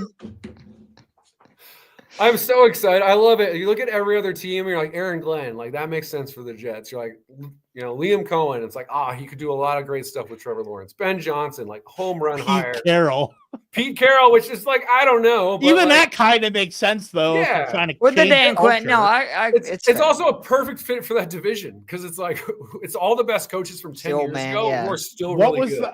I posted this earlier. I'm like, a bottle of Ensure hates to see an AFC West head coach coming. Yeah. Between Peyton, Andy Reid, and who am I missing? Harbaugh. Yeah, now Pete Carroll. It's fantastic. So, yeah, all these other teams do things that are either interesting or make a ton of sense. And then you're just like, as a Giants fan, and shoot, if you're an Eagles-Washington fan who's already riding high, you got to feel great about this. And maybe I'll be totally wrong. Maybe he'll be awesome. And the crowd goes mild. It feels like Jason Garrett taking over for Bill Parcells, where it's like, maybe it feels like we're headed for a lot of 8-8s, I guess. Is Jerry Jones the cheapest motherfucker on the planet? Because, we know he set the QB, but he didn't realize that him sitting would mean he would not hit his snap percentage bonus. And now he goes out and hires. I can't wait to see the 8 and 9, I guess, or 9 and 8. Yeah, 9 and 8. Hey, that's worked out for Mike Tomlin. Maybe it'll work out for Brett. God bless you, Jerry. Want to make some lineups? He should be acting more.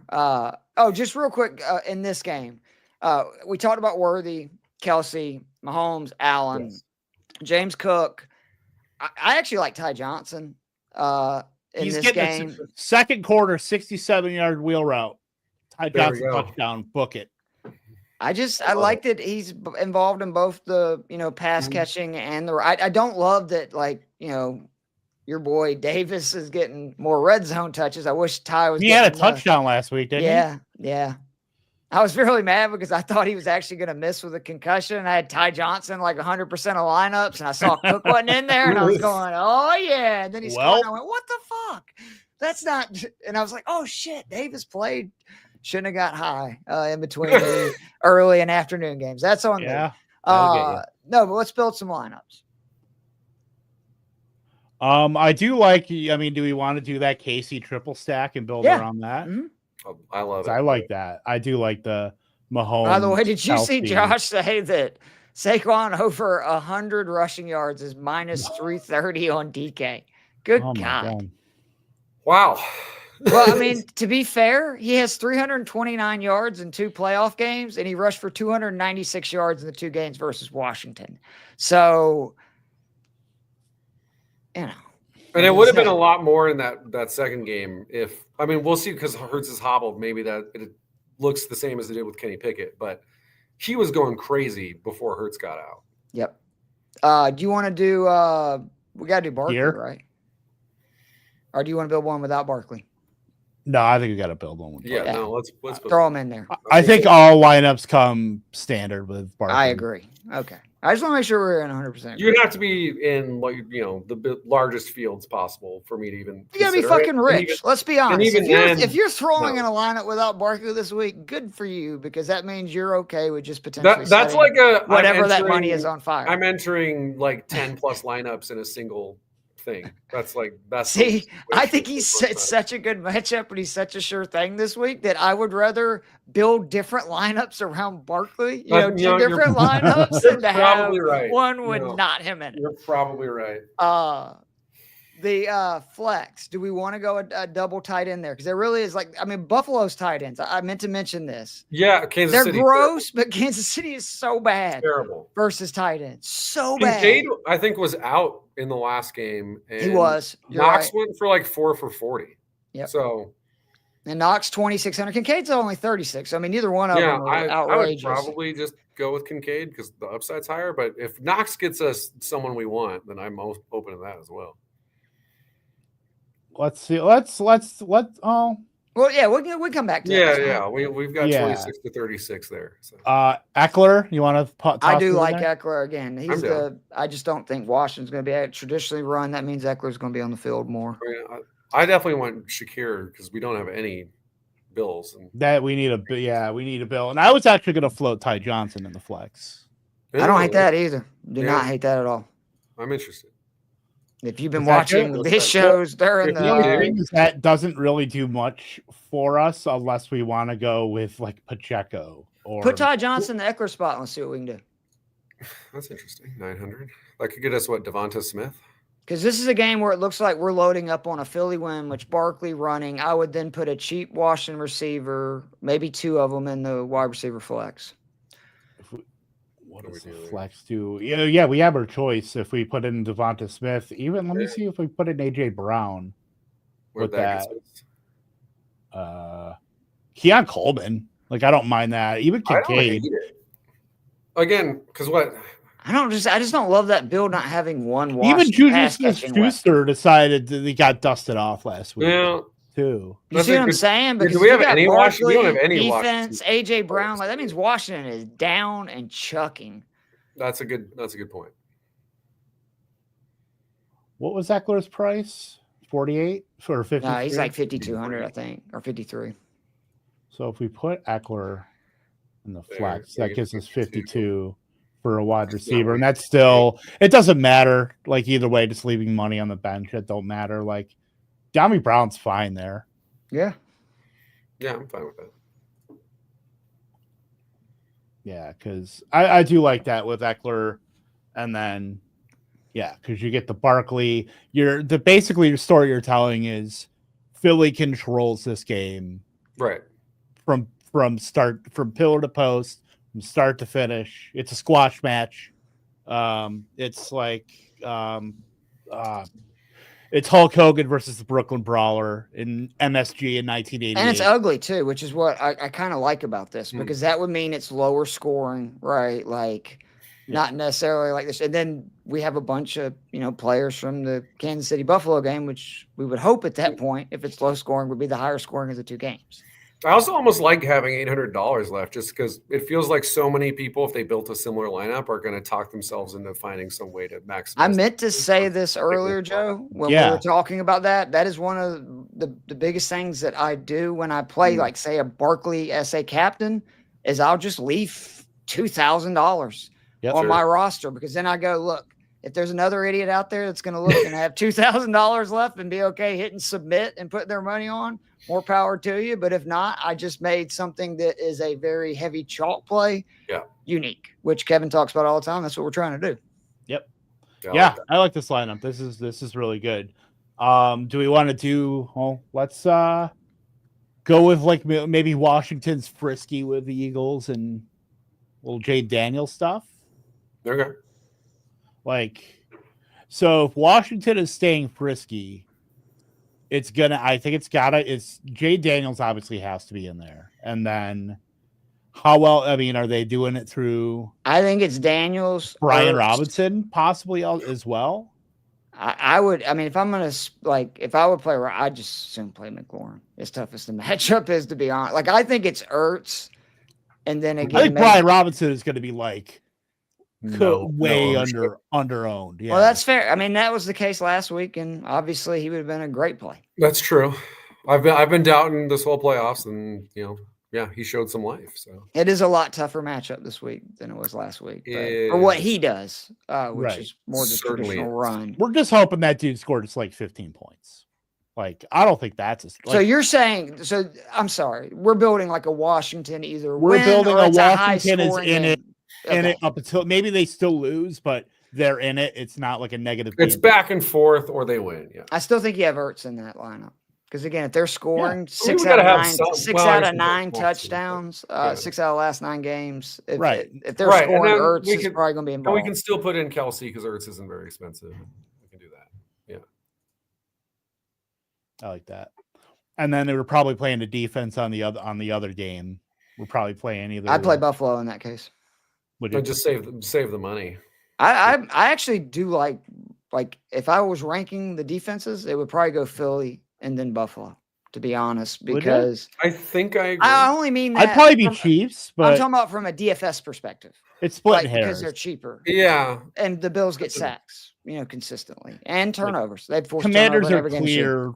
Well, and Commanders then- are clear last for me, but the other Oh. three Mhm. don't matter. For sure. I mean, well, Josh Allen, what was his combined interception plus sack rate this year? Was like 4%. Like, just has not made mistakes this year. So Right. that makes it hard to go with any defense. Even if, again, Keith, as soon as you start talking about Spags, you make me reconsider everything because I just love Spags so much. But I know your sweet spot, Joe.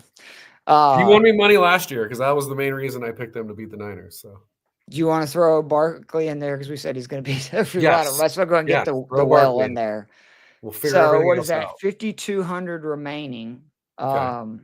Trying to see throwing AJ Brown in there. That doesn't change a lot because he can still throw. If you I would wanted to throw another piece in there, you go- could even throw in. I would go like a Coleman or a Samuel, and then have Worthy. I was gonna say We Worthy don't have and quite enough money. like Mac Hollins isn't even a bad. No, I'd take Collins. I'd take Hollins too because at least I mean that dude's the sacrifice. Oh, I know one guy that I meant to ask you about because we saw again last week some big plays. I hope it's not Nico Remigio. It was going to be a Justin Watson. Oh God, I know. We're shooting One- shots in the dark, right? we are. I mean, at this you know, point, yeah, with this lineup. If I want my 1 for 32 on 2 targets, I'd But that's my probably point, rather have and- it in the other game. I think I mean, I'm just saying that out of that's this De'Ami range, Brown, right? No. I just learned Tyquan Thornton is on Kansas City. I did not know that. Yeah, that's probably not the Ooh, greatest I know for the a dynasty bags. contrarian chief that we could. I mean, we can't in this lineup because the way we have it constructed. But Noah Gray would be interesting. Again, we saw. Yeah. Okay. The Ravens, Andrews and Likely both do damage And against that defense. I do- know Likely was more of a setup as a wide receiver, but they may do the same thing with Kelsey, right? Yeah, With the I could issues see they've had. them.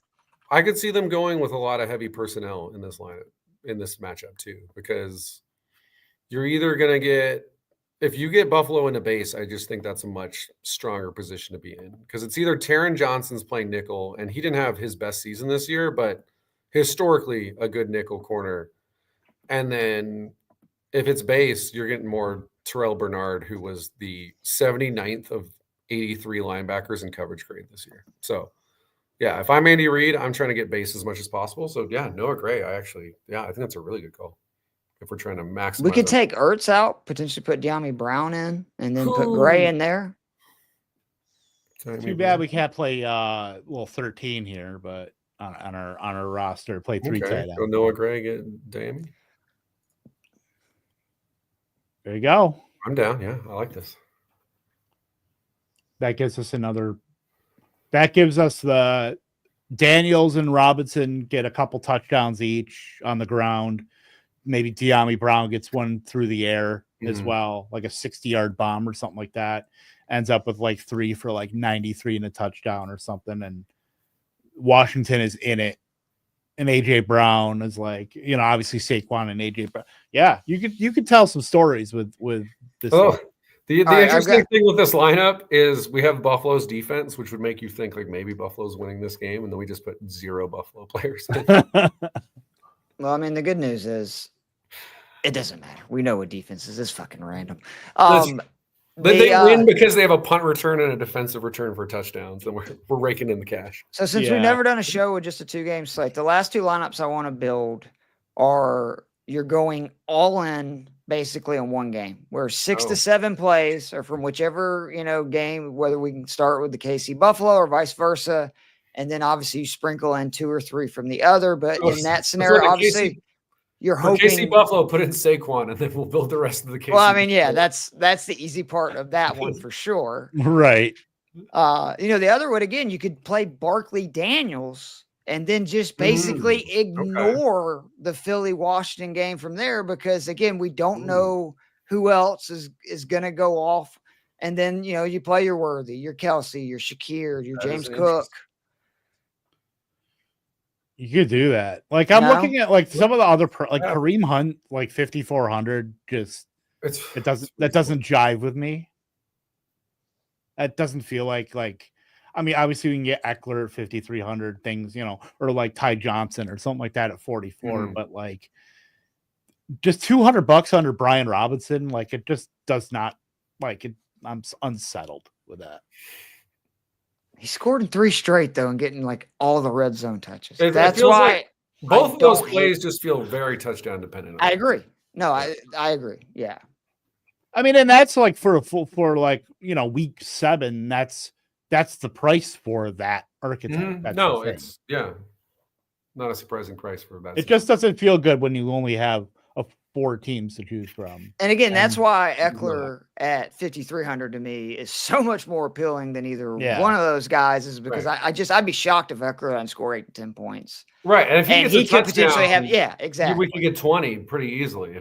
So to where I'm not gonna lie, I'd be shocked if Robinson or Hunt scored 20. Now, could they? Absolutely. They score twice, all kinds of stuff could happen. But it very much feels like they score twice is the most likely 20-point scenario for them, which scares me. So if you're doing, and we don't have to do it as to Daniels Barkley. If you guys think we should, just go all in, say Eagles in that way, and go, Barkley Brown, and then maybe sprinkle in, I don't know, one Daniels. Yeah. Because the one thing is like we just know we're not putting Hurts in. No, I can't do it. Just 0 chance. I can't.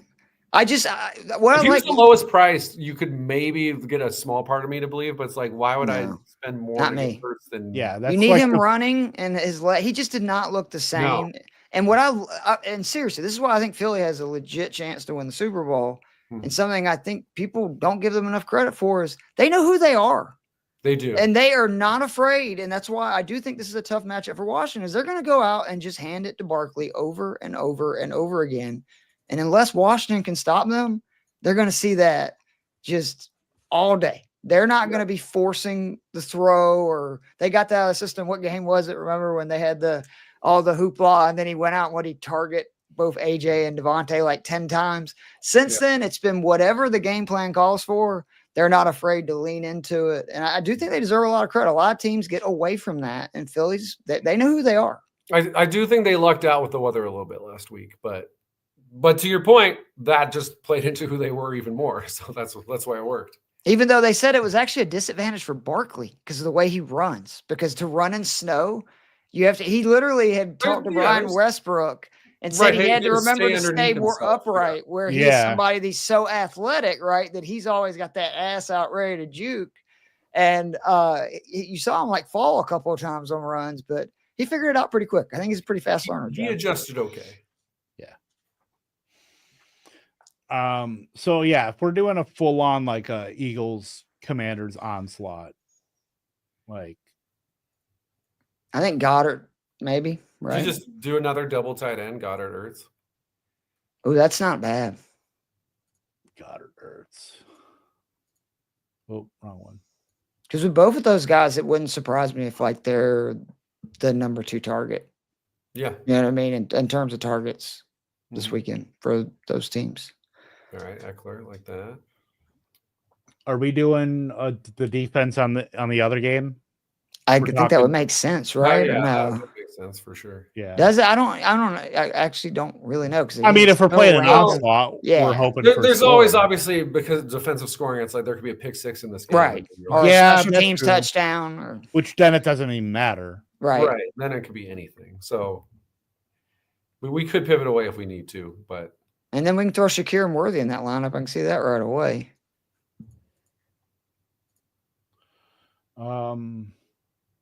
Well, of course, I guess the downside to Goddard Ertz is we don't get Travis Kelce. So Yeah, but that would make you unique too. yeah, no, that's a good. Yeah.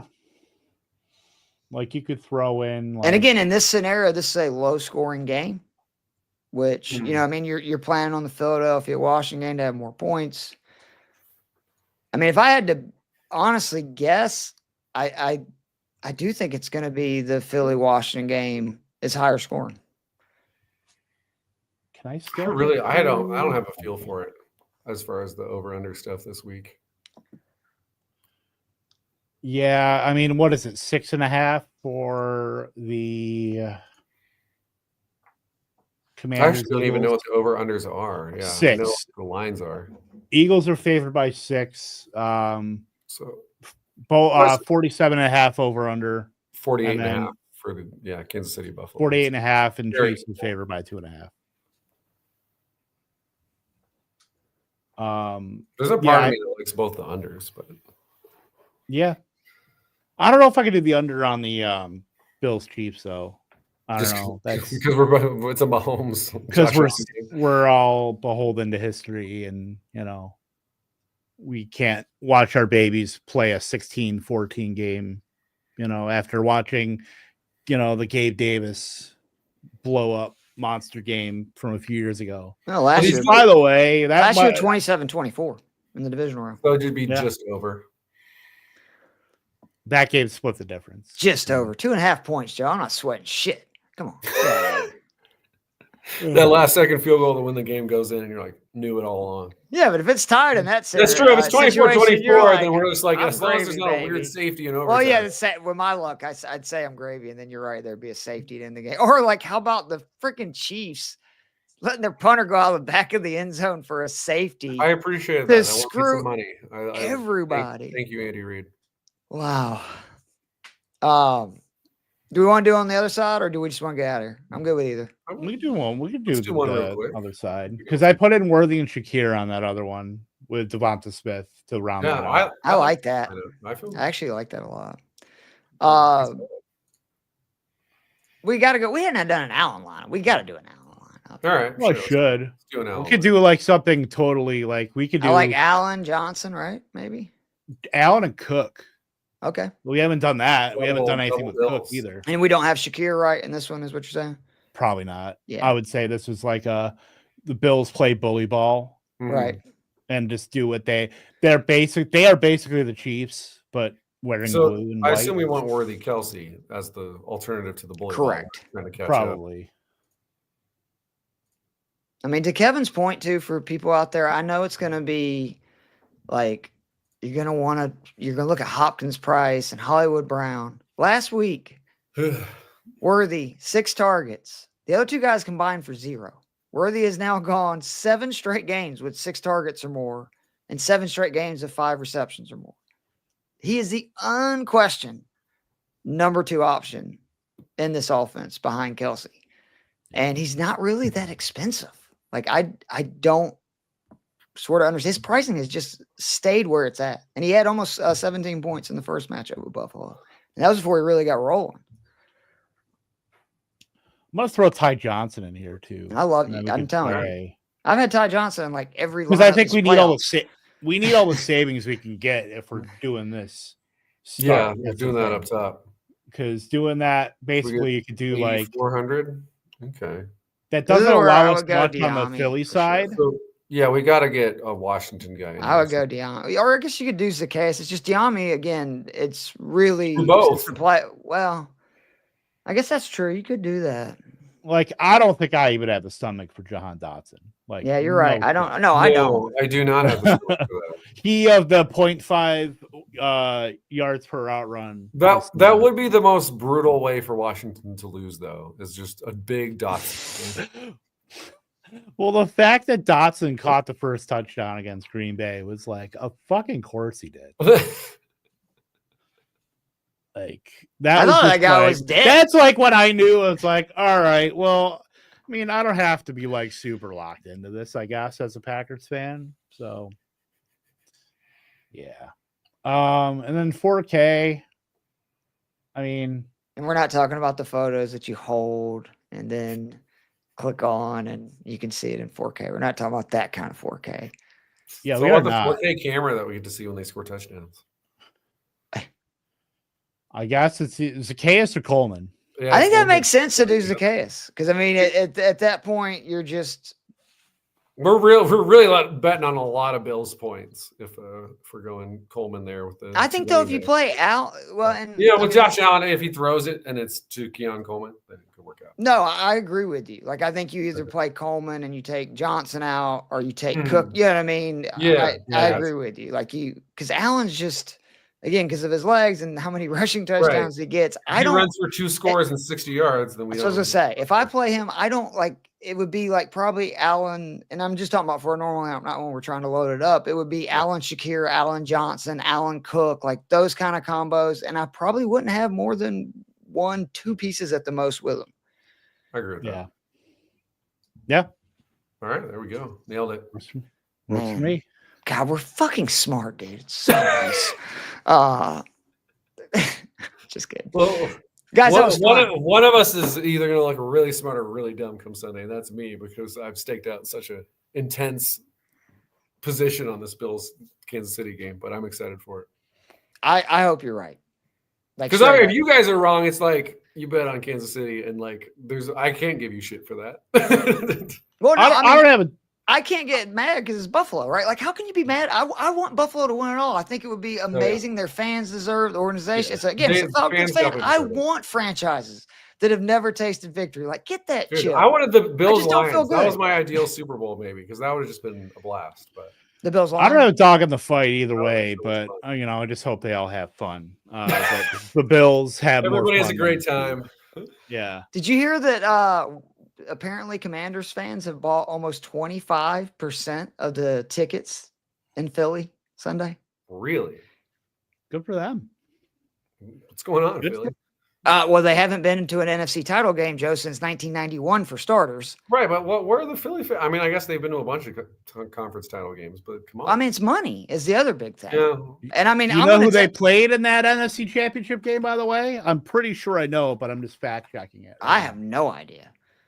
The Detroit Lions. Was that the year Sanders took them? That was the year they beat the Cowboys. They beat Washington. Was that Scott Mitchell was their quarterback, and then Miami paid him like a fortune? That's either Scott Mitchell or Eric. That was 92. I think that was pre-Scott Mitchell. That might have been. No, it was. I was gonna say it was Eric Kramer. Wow. They had Eric Kramer. They still had Andre Ware at the time. They had Brashad Perriman's father, Brett Perriman. Herman Moore, remember him? Mm-hmm. Yeah. Herman Moore's good. Ernest Biner, not fresh, but off of the fumble. Huh. We wasted the good surprise on you in Cleveland. Is that what you're saying? Pretty much. My boy from the Cubes, Art Monk. Oh, there's a stud. He's also. I mean. You could get a lineup of like the best Syracuse players and they would totally match up. Like obviously Jim Brown, Marvin Harrison. You don't have to go any further. Monk. Like when you can start with Jim Brown. Yeah, I was like, Jim Brown. I always forget he went to Syracuse, but yeah. It's like we're just gonna hand it off to that guy. Good luck, everybody. The greatest running back of all time. Boom. Yeah, and then you throw in Larry Zonka and you throw Floyd McNabb.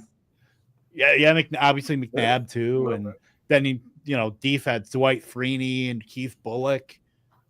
Yeah, you're cooking with gas. I mean, not Georgia gas, where I would take just the best players from the last 8 years and destroy that team, but that's okay. I mean, you could take Alabama and Ohio State and just go scorched earth on everybody. But listen, can we spend just Arizona? I'm just putting big dick Nick Foles out there, and it doesn't matter what you guys have. Well, that's fair. We've seen what happens when he gets on a run. It's him throwing to Gronk just nonstop. That's all it is. Sizzle. I'm really mad at myself for not bringing this up, but just real quickly for close, do this for me. You know how mad I've been about the Jalen Carter, us passing on him for Bijan Robinson. It's the dumbest fucking pick in the history of the NFL. Nothing against Bijan, but what did I say, Joe? It's Aaron Donald 2.0, and now we look like how good is that dude? He's 23 years old. Green Bay loves to take the wrong Georgia defender. Jeez. Between Devontae Wyatt and Someone besides the Eagles take the good Georgia defenders, please. For the love of God. in the Eagles' defense here, 8 teams passed on them, and the Bears traded rather than taking the pick before. I mean, that's, to me, I don't understand what they were doing. And the one thing about Carter that I never saw coming, he played like 60% of the snaps at UJ. He's playing like 95% of the snaps. He's out there on every down. And do you guys know, did the guard make a mistake? Did he turn the wrong way and they were supposed to double team him on that third down? Or did they decide, hey, we haven't been able to stop this guy one-on-one all game, but on the biggest play of the game, I think our guard's feeling good. Let's give him a chance. I would hope he made a mistake because, I don't know why you would scheme it in a way where you're not double teaming him on those plays. But I don't know for sure, though. He looked like he was going to eat Matthew Stafford on that play. I swear to God. Wow.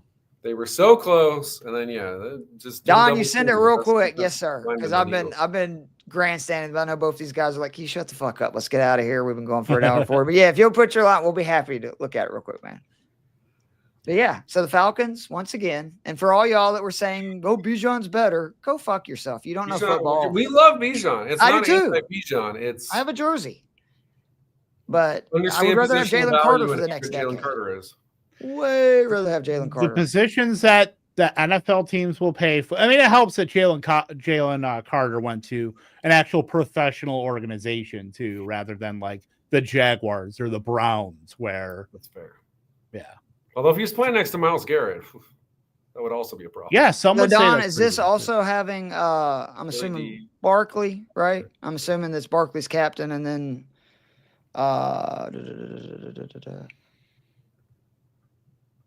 Got some size in the middle with Rudy Gobert. Yeah, Barkley is the captain. I definitely am okay with it. I personally I would try to probably get. Well, I guess again it's a big contest. I don't know if you can have both Daniels and Barkley. Yeah, you're probably skimping, and yeah, you're right. You're probably. I was going to say I'd want to have both, but if you may not even get, you may not even be able to get both kickers in there after that. Well, I also just mean that, like, I bet 60% of the lineups, right, will find a way to have, Daniels and Barkley in there. Like, especially people that are, just filling it out and not really thinking strategy and stuff. They're like, I want to put something on this game. Boom. Having a pop and go Birds. Pretty much. It's like half the people. Never mind. I'm not gonna do that. But I do. There's no kicker in that one. How about that? The only thing I might do again is I might swap Brown for Ertz. But other than that, I like it. I don't either because Goddard's a solid pivot from a lot. Well, he's the one. I mean, think about Phillies. What did you say? 64, right? Total passing yards. And we saw they had, I think, 115 in the first playoff game. Goddard's got 8 catches for over 100 yards and a touchdown this playoff. So to do that with what this passing game's been, that's significant. Yeah, I don't mind that. I mean, I don't mind that as constructed, honestly, because you're telling a story. It's filling a landslide. I think it'd be fairly unique too, right? No, one thing I did forget to mention is Washington gives up 25 more yards to number 1 receivers than any other position. Like, they're relatively weak in this field against number 1s and pretty good everywhere else. So it's an AJ Brown fact right there. But again, it's hard to predict what that passing offense will be. But yeah, to your point, Joe, I mean, to your point, actually, to what you just said, remember what Mike Evans and Amon-Ra St. Brown just did the last 2 weeks. So, there may be some truth to that. Yeah. But, Goddard's kind of been the consistent guy in the It's also, though, got to do, again, with Hurts. It's not like if Hurts was 100%, A.J. Brown would have been, for me, have-to-play guy. I can't trust Hurts to, throw it down the field right now. And that's my concern about, playing, because to me, it almost is like if you're going to play Brown, you might as well play Hurts, right? To me, especially in a big tournament, because if Brown's going off, Hurts is going off, and you're going to be very unique. And that's a pretty cheap combo for, a QB and an uber alpha receiver / target. So yeah, the public sentiment is completely off of Hurts. So that's somewhere where you can take advantage, even if he goes 180 and 2 touchdowns, and then he has a rushing touchdown on top of that. Like, that's a way to get ahead on the field and get public sentiment to convert that into something you can use against the field. Yep. 100% agree. Guys, I am a little sad. We've got one episode left this year. It's been a big year for us. Kevin joined the squad. The 2 became 3, and we're the 3 best friends that anyone could have. We're just the 3 best friends. I really have enjoyed it so much. I haven't talked to the guys about this, but we may continue doing some stuff in the off season. The 3 of us, it won't necessarily be the daily fix, but maybe we talk some draft. We'll have to get Joe on the draft show that we'll be doing. Giants are certainly going to be making some choices in the draft. So I'll definitely one of the teams in the draft for sure. One of the teams. But we do have one show left. We will cover the Super Bowl. We'll break it down in great detail. Maybe we'll try to go back. I might have to watch some of the earlier episodes from this season and maybe have some of our best and worst calls from this year. Sorry again about Derrick Henry versus the Giants. Joe versus Des. I was so all in on him. Oh my God, dude. I looked at it like when I looked at the stat line, I was like, well, fuck. How much did I play Derrick Henry? 100% that day. If you went through, there's at least like 4 times where I just completely whiffed on what was going to happen with the Giants. And it was usually me being like, well, it's the back-to-back weeks. I was the one telling you with Kamara that, he's going to go crazy against the Giants. I was like, well, and then you told me the next week on Henry. Does nothing. And then Bijan, we're like, nah, this defense has actually been pretty good. So and then he goes for 100 yards, 2 touchdowns. So, the Giants always found a way to disappoint me. You can only get top-notch recommendations and picks like that here on the Daily Fix for me and Joe. Kevin's like, don't give me any strays. I didn't tell sometimes you just got to say things. Like, it is what it is. Like, sometimes you have a microphone in front of you, you just got to talk. I was gonna say, Kevin and my Dontavian Wicks takes are not never wrong. Just, we probably very early, but that's right. He's gonna come back next year, and we're gonna be like, we knew it. I'm not going to like. There's one thing me and NFL GMs are like simpatico with, never admitting we're wrong. So there you go. Look, and toddlers. So you got toddlers, NFL GMs. What are you trying to say? And the 3 of us. I'm just saying. Hey, have you heard me? Are you trying to win Horsey? Like, no. Why would he do such a thing? I think everybody that's listening to this show understands I will make an argument to the death, no matter how wrong or right I think I am, because I'm a stubborn motherfucker. It's like, oh no, I'm right and you're wrong. Colonel Sanders, you're wrong. Mama, right. So anyway, really did. I mean, I got 2 Adam Sandler references in tonight. I am on fire. Really, I seriously have enjoyed this. Again, we got one show left, so we're not going anywhere yet. And we'll try to find some stuff to do in the off season, but we will be back next year as well. We appreciate all of you guys for hanging out. I hope you have a very profitable and fun, safe conference championship weekend. We'll see you guys soon.